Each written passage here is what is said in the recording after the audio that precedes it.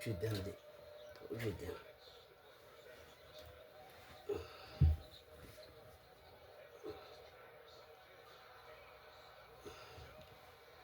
ha akhyaarta waxaan rabaa halkan inaan igala socodsiiyo maantay waa maalintii ugu dambeysay the last day and every Vikings game supporting baan u ahay aad iyo aad baan u taageeraa.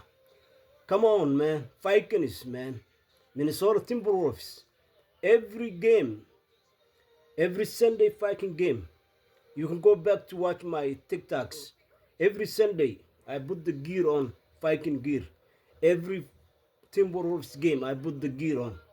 Come on, Minnesota Timberwolves and Minnesota Vikings man, give my dudes man, at least let me go viral one video. I want to also thank the people on Instagram. I get over 100,000 views and 50,000 views, but I cannot say that with Facebook. I don't know what's wrong with Facebook, man.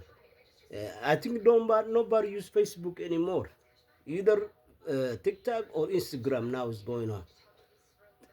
Every last guys, so this is gonna be my last video